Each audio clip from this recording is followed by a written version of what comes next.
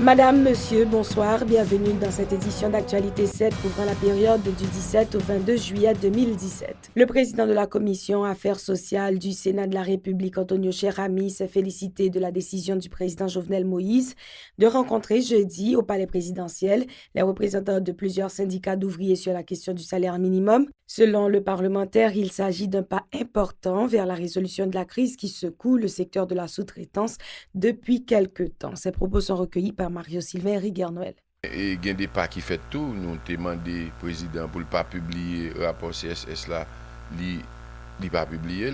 Nous félicitons ça. Et il y a un chita qui était fait avec un ensemble d'organisations syndicales. Je pense qu'il y a un vrai syndicat qui est dans la rue, qui c'est 3 organisations qui ont lancé le mouvement que nous avons assisté dans les factories. Le président finalement ouais nécessité les chita ensemble avec eux que m'apprécie m'applaudit toujours et qu'on y a qui ça qui est important c'est mettre CSS là chita Jean de chita côté que c'est vraiment représentant ouvrier qui là et pour permettre que yo appliquer la loi parce que je pense essayer de jouer entente derrière la loi problème n'a venir l'autre année encore c'est pas pour les gens qui sont dans sous-traitance seulement. C'est pour quel que soit les gens qui travaillent dans le pays, c'est pour les gens qui sont dans la presse, c'est pour les gens qui sont dans les factories. Par exemple, je dis nous avons une sécurité qui a touché moins que 300 gouttes. Mais, là où parle de travail, ils ont touché 1000 gouttes sur eux. Ça veut dire que problème, ça, parce que c'est des problèmes pour nous poser, c'est pour nous essayer de résoudre. C'est pour les gens qui sont dans la maquette, fonction publique, là, et à travers le ministère et Finances, il faut qu'ils pensent comment, après 6-7 ans, pas jamais une augmentation qui fait dans l'État pour gon petit bagay k'al jeune moun yo en plus. Je pense que ça est important parce que gaz monté, manger monté, l'école monté et puis salaire lui-même il était même gens parce que faut gon conscience qui prend pour permettre que moun yo travaille mais ouais pour qui ça travaille parce que moun pas cap travail puis pour pas payer kaili, moun pas cap travail pour pas manger. On ne peut pas travailler là exigé pour le bel, pour le faire, pour le sentir bon, mais travail là pas le moyen pour le faire. Ça veut dire, je pense que je dis, ça, c'est un problème que la société a dû chita sur lui, que tout le monde doit chita sur lui, et l'État doit jouer un rôle habite, côté patron, pas senti, il y a coffre, côté ouvrier, à tout, lui-même, les senti, l'État qui permet que lui-même, il grandisse. Le ministre des Affaires sociales et du Travail, Roosevelt Bellevue, a déclaré vendredi que les rencontres se multiplient au sein du Conseil supérieur des salaires dans le souci de formuler une nouvelle proposition à l'exécutif sur l'ajustement du salaire minimum des ouvriers. Écoutez Roosevelt Bellevue. Nous discuter sur le dispositif qui prend par rapport à salaire minimum pour que nous trouvions une issue à problème que les décisions ou recommandations CSS a été faites relativement au salaire minimum. Le plus tôt possible, c'est que il a prononcé sur une décision qui à la fois prend en compte conditions, amélioration des conditions de travail ouvriers et aussi qui prend en compte la nécessité pour qu'il y ait un climat de confiance qui crée de côté au niveau de l'investisseur nous actuellement en Haïti et d'autres investisseurs qui sont capables d'investir en Haïti. C'est un espace de dialogue qui est ouvert, qui implique tout acteur qui est concerné. Pendant ma parole, là, pour connaître quelle décision qui prend, peut-être une décision déjà prend, mais on n'a pas abordé des questions avec beaucoup de sagesse, beaucoup de respect mutuel pour tout acteur qui est concerné. Et le moment venu, le plus tôt possible, le président prend une décision pour qu'on mette un terme à dossier. Il y a un autre problème aussi qui est relativement à la protection sociale. D'exprimer tout le projet que nous avons pour nous assister les jeunes. Par exemple, formation pour des jeunes qui ont démarré bientôt. Des formations de 6 mois qui concernaient par exemple l'informatique, la maçonnerie, plomberie, électricité, qui visait plusieurs départements. Le président de la commission Affaires sociales de la Chambre des députés a qualifié de sage cette initiative du chef de l'État. Jean-Marcel Luméran en a profité pour apporter des éclaircissements sur son entretien avec le ministre Bellevue. C'était une question qui est adressée à la commission pour l'ONA par rapport à certaines demandes de prêts concernant l'acquisition de véhicules et que en pile monde déplaignait que on a canalisé vers des concessionnaires directs. Nous avons besoin de clarifications pour nous connaître est-ce que on a imposé des demandeurs de prêts exactement choix pour faire. C'était une raison fondamentale qui fait nous faire rencontre ça aujourd'hui. Nous jouons en pile d'explications. Nous croyons que la commission arrivée à un minimum de satisfaction par rapport au fait que nous, le gouvernement, tenu compte de recommandations de la commission pour que le président Lichita avec tout acteur et selon le partage ministre a fait avec nous, d'ici la semaine à venir, on va gagner une dernière disposition qui a sorti par le président pour permettre que tout acteur qui concerne ce qui soit le minimum, plus ou moins joindre un modus operandi. Nous souhaitons que les questions n'est pas qu'à résoudre dans la rue, comme je vous dis, c'est des bannières institutionnelles pour résoudre.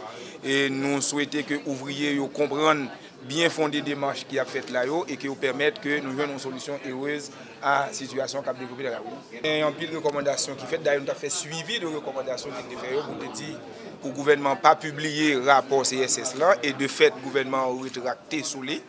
Mais nous connaissons le président, c'est lui qui a une dernière décision en amène, donc nous souhaitons qu'il agisse pour que, selon la loi Balé, lui permette que l'institution fonctionne dans une meilleure possibilité, avec calme. Lucien Jura, l'un des porte-parole de la présidence, a confirmé mercredi que le président Jovenel Moïse n'a pas publié le rapport du Conseil supérieur des salaires fixant à 335 gourdes le salaire minimum des travailleurs de la sous-traitance.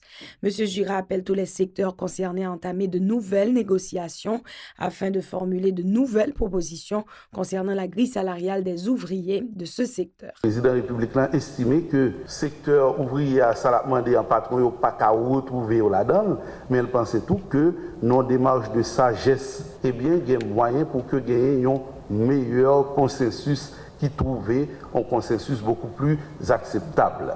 Et c'est vers ce consensus acceptable, je dis que nous pourrons aller et nous rencontre que les gains avec les patrons, syndicats hier, chef de l'État est formel. Il faut que dans les 48 heures, il faut qu'il y ait une nouvelle proposition faite pour que finalement nous y entendre. Si ouvriers veulent le maximum, patrons eux-mêmes, ils viennent à un ensemble de facteurs, tant que prêt, tant que prix kilowattheure carburant, il y a consommé, etc. Qui fait que dans tous les cas, il faut gagner une compréhension des deux parties. Et au beau milieu, l'arbitrage du ministère des Affaires sociales représentant le gouvernement pour que nous, à la fois, préserver employés et protéger patronat pour que tout le monde sorte au final gagnant. Autre point fort de l'actualité cette semaine, le gouverneur de la Banque de la République d'Haïti, Jean Baden-Dubois, a indiqué mercredi que la communauté internationale continue de réduire son aide financière à Haïti, ajoutant que le pays devra recourir à des ressources internes pour financer ce déficit. M. Dubois, qui s'exprimait lors d'une rencontre au Sénat, a précisé que le montant de l'aide externe au pays pour l'exercice en cours est évalué à plus de 163 millions de dollars américains contre les 178 millions de dollars accordés pour la période 2015-2016. Le gouverneur de la BRH a en outre prévenu les autorités gouvernementales des effets dévastateurs des mouvements de grève à répétition des travailleurs de la sous-traitance sur l'économie nationale. Jean Baden-Dubois a rappelé que la stabilité économique et financière du marché n'est pas garantie par ce genre de situation. Autre information, le président du Sénat de la République a échangé mardi avec l'ambassadeur suisse accrédité en Haïti, Jean-Luc Virchaud, sur la possibilité pour l'État haïtien de récupérer les 6 250 000 dollars américains qui appartenaient à l'ex-dictateur haïtien Jean-Claude Duvalier et saisis par les autorités helvétiques. Selon Yuri Latortue, ces fonds, une fois rapatriés, pourront servir à l'exécution de projets dans plusieurs domaines, tels la santé et l'agriculture. Je dis à nous de discuter sur une question assez importante, c'est les 6 250 000 dollars concernant les fonds Duvalier. Et que nous connaissons depuis 1986 une procédure que l'État haïtien a tenté pour le joindre fonds Duvalier. Et que en 1986, il a été saisi sous Kobla. L'État suisse a été saisi sur demande d'Haïti. Il y a une pile procédure judiciaire que vous avez fait entre-temps, jusqu'à ce qu'en Suisse, eh bien, il devine voter en loi. C'est plus à l'État haïtien de donner la preuve, c'est maintenant à Duvalier. C'est le renversement de la charge du fardeau de la preuve. Et loi ça a devine fait que, justement, l'État suisse, malheureusement au lieu de l'État haïtien, devine porter le parti civil, et que le tribunal fédéral était tranché pour l'État suisse pour que y ait comme ça. Donc légalement, comme là, non mais l'État suisse, mais Jean-Ambassadeur se dit moralement, comme ça, nous avons dit pour Haïti. Et que nous faisons plusieurs rencontres ambassadeurs pour nous dire ouais, comment que comme ça qu'a utilisé pour le pays et en même temps il a rencontré l'exécutif là et me penser que il y a des pistes de solutions que nous gardons par rapport au droit à l'alimentation, par rapport à l'eau potable en Haïti, par rapport au périmètre irrigué de l'Artibonite 8000 hectares, également par rapport à la protection du foncier rural, c'est-à-dire terre paysanne. Donc on est en train de regarder et tout ceci il a fait de concert entre l'exécutif et le Parlement puisque en définitive, moi je pense que deux pouvoirs sont intéressés par la question. Donc je pense que nous faisons avancer, l'ambassadeur de Suisse va continuer la discussion avec l'exécutif pour que le fonds soit disponible pour le pays et surtout que bien géré.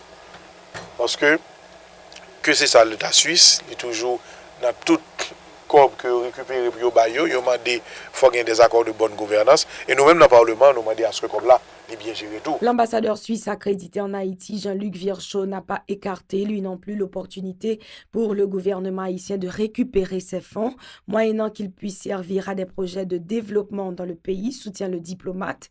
Selon l'officiel suisse, après 30 ans de procédure, les autorités helvétiques sont disposées à restituer cet argent à Haïti.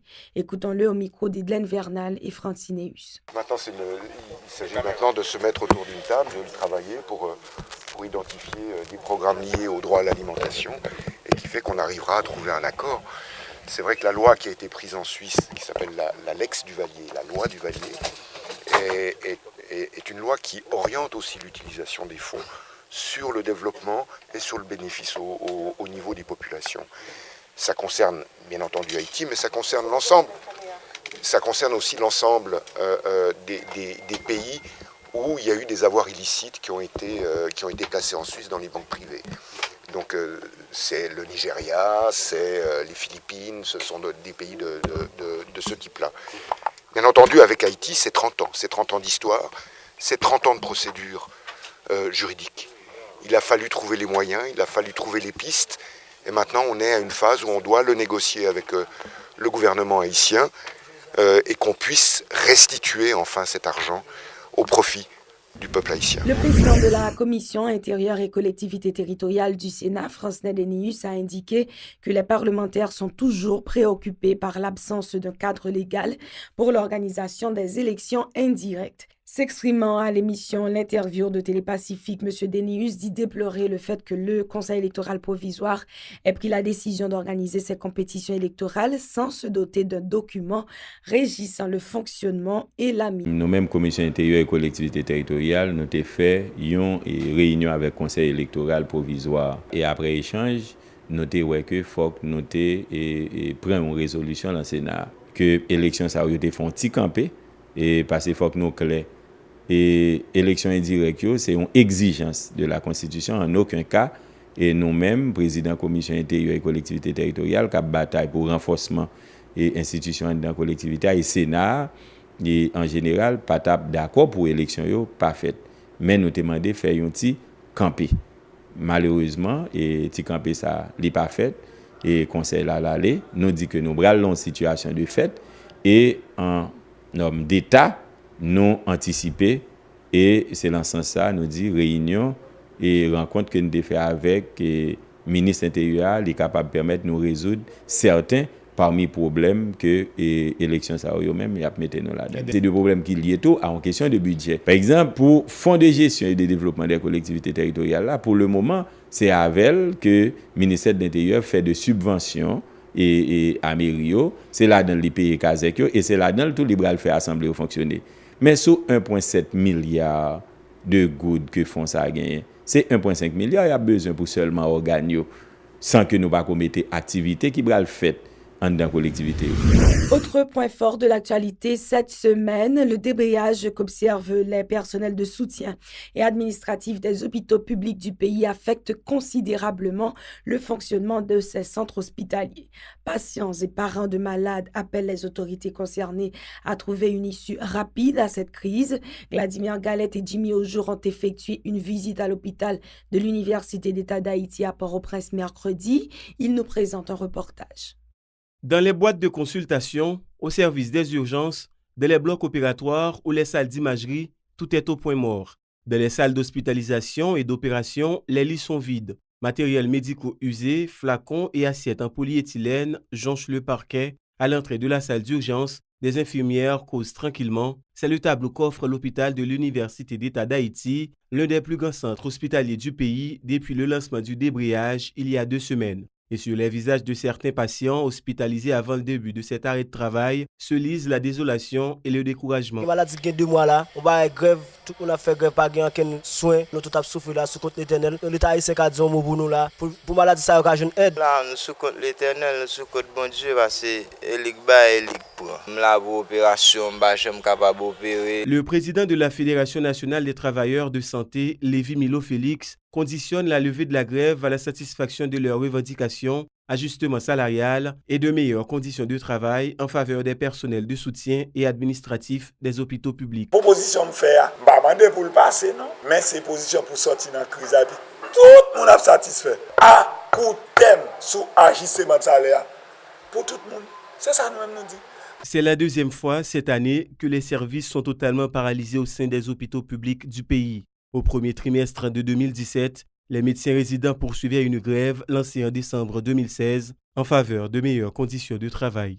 Toujours dans ce chapitre, le nouveau directeur général de la maternité Isaïe Gentil-Léon Audin de Chancerelle, Dr Chantal Sauveur Junior Datus, a annoncé mercredi la reprise des services médicaux paralysés depuis environ 2 semaines en raison d'un arrêt de travail du personnel de soutien et des contractuels, décision qui ne semble pas enchanter les contractuels qui continuent d'exiger le paiement de 7 mois d'arriérés. Reportage Nancy Constant et Rigueur Noël. Aujourd'hui, officiellement, nous dit que l'hôpital là recommence le travail pour nous recevoir surtout les gens qui plus démunis, surtout femmes qui baillent naissance. C'est en présence de plusieurs journalistes que le nouveau directeur général, Dr Chantal Sauveur Junior Datus, a annoncé la reprise des activités à la maternité Isaïe Gentil-Léon Audin, communément appelée Chancerelle, après environ 2 semaines de paralysie. Une décision résultant d'une discussion engagée entre la Fédération nationale des travailleurs de santé, le syndicat de la maternité Isaïe Gentil et les dirigeants du ministère de la Santé publique. Côté nous est là, si nous pas arranger nous, si le syndicat n'a pas fait ça, mon cher, ça t'a plus grave. Et nous avons beaucoup de chapeaux pour eux encore, à tout le ministère là, qui a cherché des dégel de la question grève là, et nous-mêmes, nous traçons là, eh bien, aussitôt que nous entendons, nous avons une entente et nous déraper pour nous recommencer le travail comme ça doit. Mais dans les couloirs de l'hôpital, les contractuels peinent à retenir leur colère face à cette décision du directeur général. Nous là pour nous bailler soin, nous pas de problème ça. Tout en nous pas jeune chèque, nous pas travail parce que nous grand goût, nous besoin manger, nous petite l'école, faut nous voir l'école. Mais nous pas toucher, nous pas travail. Le président du syndicat de la maternité, Marcelin Zamor, menace même de reprendre le débrayage si les contractuels ne reçoivent pas leurs 7 mois d'arriérés dans les prochaines 72 heures.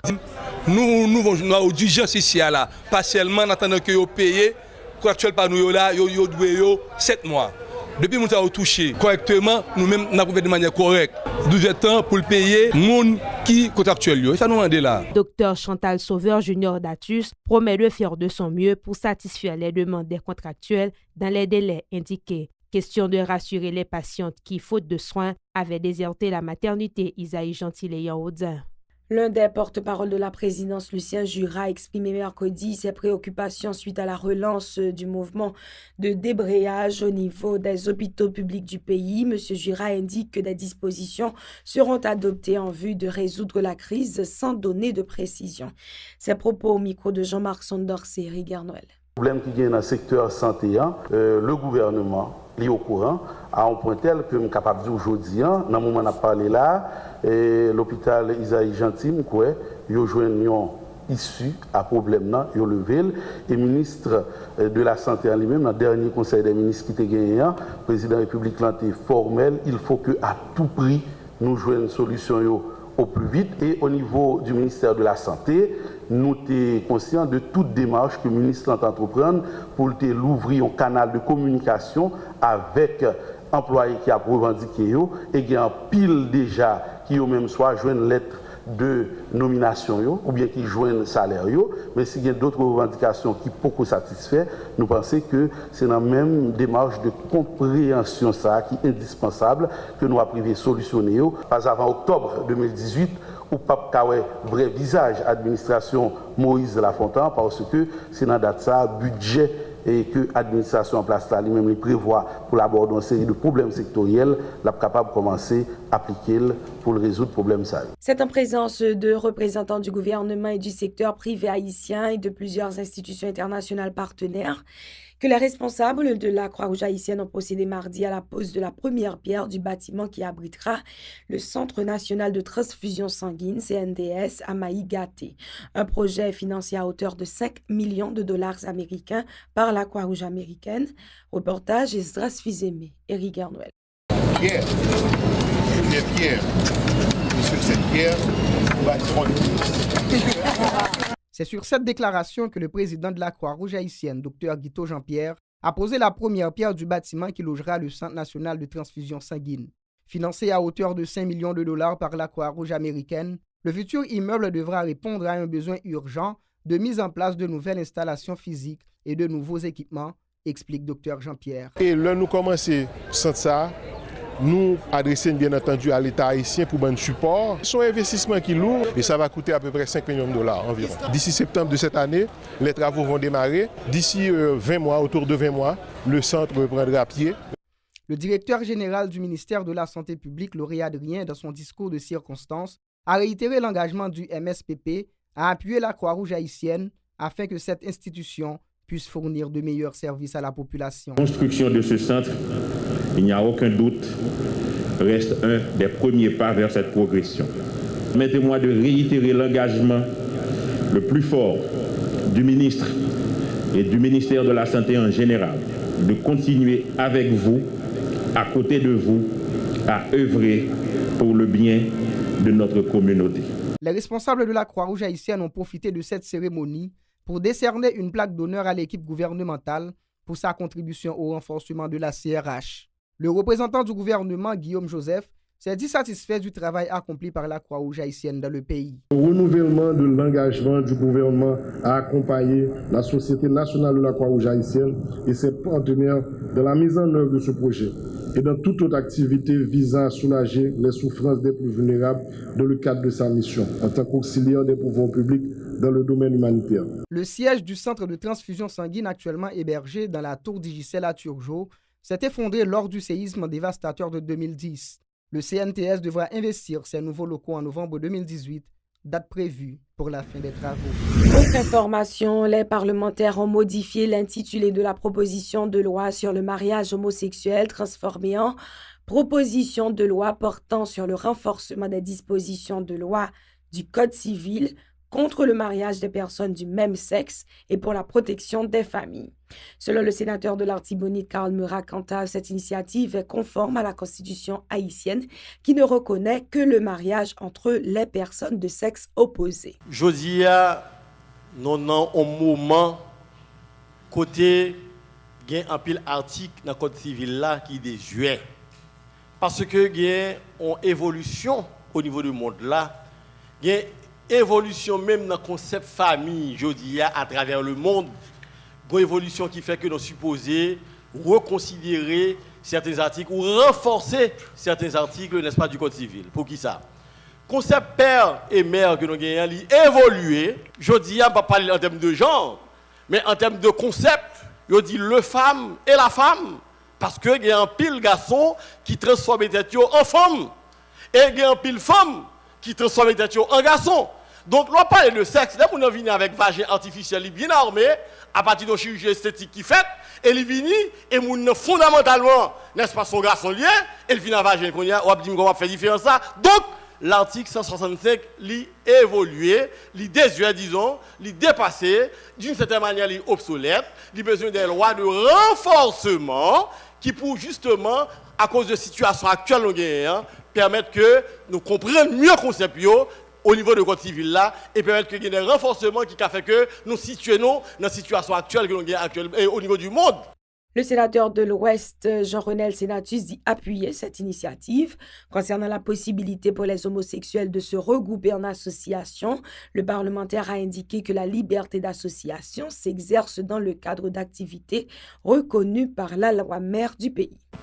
Que liberté pour moun gen pour entrer dans l'association en Haïti, liberté ça est réglementée par les lois haïtiennes. Il dit ou capable de monter organisation ou bien membre organisation qui gagne un but licite, un but qui pas porter dérogation au principe d'ordre public et de bonne mœurs. Tout le monde qui a fait association, qui a fait organisation, mais il faut que vous respectez sa loi pays a dit qui gagne à principe d'ordre public et principe qui de bonne mœurs. Par exemple, je dis en Haïti, il n'y a pas qu'à admettre pédophile viennent faire organisation. Parlons à présent de la finale de la 3e édition du prix Jeune Journaliste en Haïti qui a lieu jeudi dans les jardins de la Focale à Port-au-Prince. Innovation et environnement était le thème retenu cette année parmi les 6 lauréats. 2 premiers de la catégorie de la presse écrite et radiophonique et la 3e de la catégorie de la presse radiophonique proviennent de Technogroupe Communication SA, comprenant le quotidien Le National, la radio et Télépacifique. Reportage Stéphanie Charles et Jimmy Aujour. Adson Archange Albert et Sophonie Hilas des Ravines, 2 premiers lauréats de la 3e édition du prix du jeune journaliste en Haïti pour les catégories de la presse écrite et radiophonique, n'ont pas manqué de mots pour exprimer leur joie et émotion. Le pigiste et la présentatrice à Télépacifique encouragent leurs confrères et consoeurs à meubler davantage leur esprit afin de mieux se préparer à participer à l'édition de 2018. On est vraiment fiers pour recevoir le prix ça aujourd'hui. Et parce que c'est un prix qui encourage les jeunes journalistes qui a pratiqué un métier qui est assez difficile en Haïti pour qu'ils continuent dans voir ça. Et nous sommes contents, je dis là, pour me recevoir. Moi, j'encourage les jeunes à venir, mais tout pour capable pratiquer persévérance dans le métier, pour capable mettre toute connaissance dehors, tout acquis. Pour lire surtout, encourager pour que les jeunes journalistes lisent en pile et que les jeunes eux-mêmes soient capables de rejoindre nous-mêmes pour que dans l'exercice métier ça.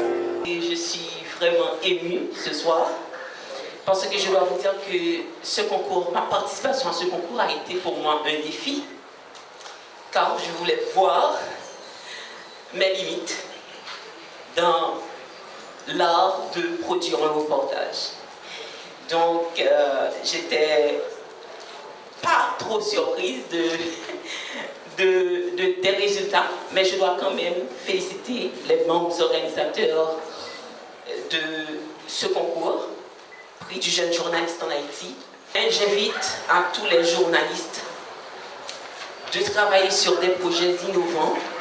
Les 3e lauréats de ces catégories, la présentatrice à Télépacifique Edlène Vernal et le rédacteur au journal Le Nouvelliste Wolgenson Noël, ont eux aussi exprimé leur joie, déclarant que la tâche n'a pas été aisée. Ce concours a été un outil de motivation dans leur vie professionnelle, ont-ils avoué. C'est avec un pile contentement. C'est un concours de participation, c'était participation pour moi que qui ça me cabaye, qui ça me vaut. Et comment que limite moyen, ça me connaît, ça me comprend. Et jusque-là, je finis par gagner 3e place là. Donc c'était un travail qui pas non seulement qui pas trop facile ni trop difficile, mais nous finissons par ne pas dire que c'est objectif et fixé à ça, parce que nous toujours attendre que pour aller plus loin. Mais c'est une belle expérience. Nous seulement à inviter tous les jeunes journalistes pareils nous qui fonctionner dans le domaine là. Il y a une nécessité pour efforcer davantage. Notamment à l'aide de gens de concours, mettez en valeur compétences, capacités, ça y a fait et pour être capable de réussir. C'est un sentiment de fierté en quelque sorte. On recevoir 3e prix avec le sentiment de un monde que vous sanctionnez un travail qui t'a sanctionné mieux. Un facteur qui motiver davantage pour aller vers l'avant. Il n'y a pas de perdant dans ce concours. La meilleure façon pour moun gagner, c'est essayer, c'est participer, c'est oser faire, c'est oser prendre des initiatives. Puis bon moyen pour gagner, c'est leur parler de chita. Le PDG de Technogroup Communication SA, composé de Radio Télé Pacifique et du journal Le National, l'ingénieur Hervé Le Rouge se déclare optimiste quant à l'avenir de ces jeunes médias en raison du fait que 3 des lauréats sont issus de ces médias. Sentiment de fierté, quoique nous sommes très jeunes, mais nous avons réuni les meilleures qualités, les meilleures valeurs et nous travaillons beaucoup pour que l'année prochaine nous raflons tous les prix. Parce que chez nous, il y a la jeunesse, il y a l'excellence et nous travaillons avec ces jeunes-là qui sont l'espoir de ce pays que nous aimons tant. Le président du jury, Jean-Eufel Milsé, s'est félicité de cette initiative, indiquant qu'il n'a pas été facile pour les 12 membres du jury de désigner 6 des 50 propositions de sujets. Dans tout jury, il est toujours compliqué pour choisir un lauréat. À chaque fois, pas choisir l'autre, ou trouver l'injuste.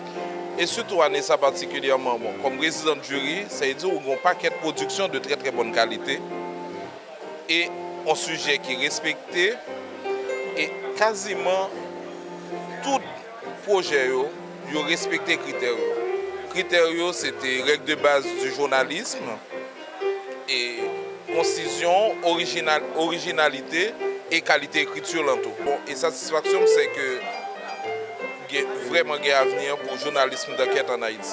J'encourage tout le monde pour le prochain concours. L'année prochaine, c'est toujours dans le cadre des quinzaine de la francophonie. Pour tout le monde concourir, et puis l'année prochaine, pour nous gagner 200 ou nous gagner 50 années. Ce concours a été organisé par l'Organisation internationale de la francophonie, conjointement avec plusieurs partenaires, dont les ambassades de France, de la Suisse, du Canada et de Belgique en Haïti, ainsi que des médias haïtiens internationaux tels Le Monde diplomatique. Parmi les récompenses offertes aux premiers lauréats des 2 catégories cette année, notons un voyage de formation et d'échange en Belgique en décembre prochain.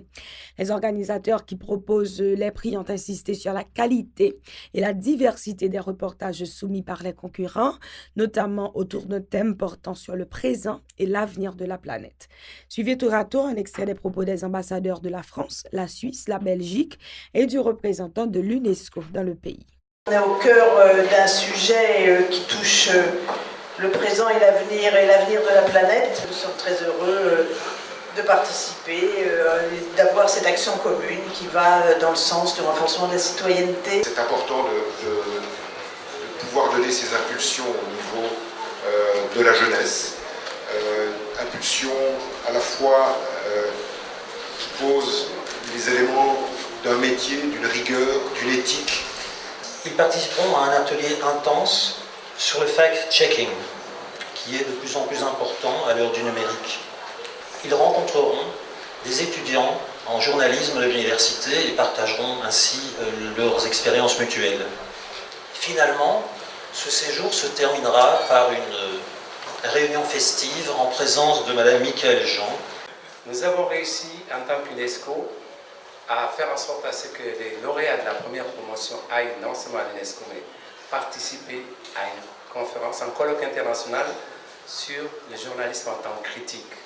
Au-delà de ce que nous faisons ici, nous œuvrons au quotidien, nous essayons au mieux de nos possibilités à faire en sorte à ce que ces activités soient liées à des activités structurantes pour qu'ensemble on puisse aider la profession à avancer. L'ex-directeur général du Centre national des équipements CN, Jude Célestin, a confirmé jeudi avoir reçu du ministère des Travaux publics de l'argent provenant du Fonds Petro-Caribé dans le cadre des activités du CNE. Invité au Sénat de la République, M. Célestin a confié que des matériels ont été également délivrés à cette structure par le ministère des Travaux publics, se défendant d'avoir tout ignoré de leur achat. Ces déclarations. Effectivement, gagnons enquête qui a fait un pile bris.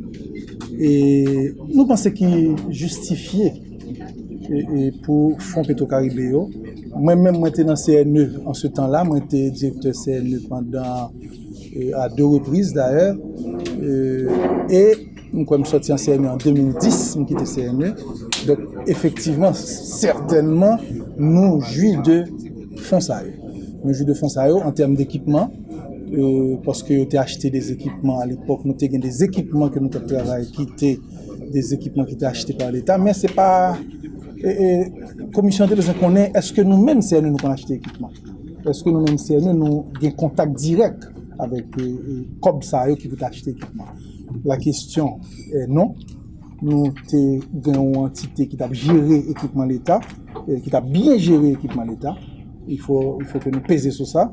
Pour fonds qui étaient alloués à fonctionnement, c'est sûr que nous avons fait des réquisitions, mais c'est nous lui-même pas qu'on est qui côté, si c'est bailleur qui baille, si c'est fonds propre l'État, si c'est fonds trésor, nous pas connaît, mais nous connaissons que là nous fait on demande nos réquisitions de 10 millions de gouttes, de 15 millions de gouttes, travaux publics, nous écrit travaux publics toujours demander nos pièces justificatives d'anciens comme était bon ancien montant et nous-mêmes nous prenons nous recevoir comme blanc contre fiche de vérification de l'ancien montant qui était demandé. Ça dépend, il y a 10 millions de gouttes, il y a 15 millions de gouttes, mais ce sont des réquisitions qui étaient faites de manière systématique, qui étaient faites. Ça fait quand même quelques temps, mais il y a des... c'est maximum peut-être 30 millions de gouttes, 20 millions de gouttes, 30 millions de gouttes. La direction centrale de la police routière, DCPR, a annoncé jeudi que des dispositions ont été adoptées en vue d'assurer à partir de ce week-end l'identification des véhicules assurant le transport en commun dans la zone métropolitaine de Port-au-Prince. Cette disposition vise à prévenir les différends entre passagers et certains chauffeurs qui refusent de boucler les circuits pour lesquels ils sont payés. Reportage de Mario Sylvain et Rigueur Noël.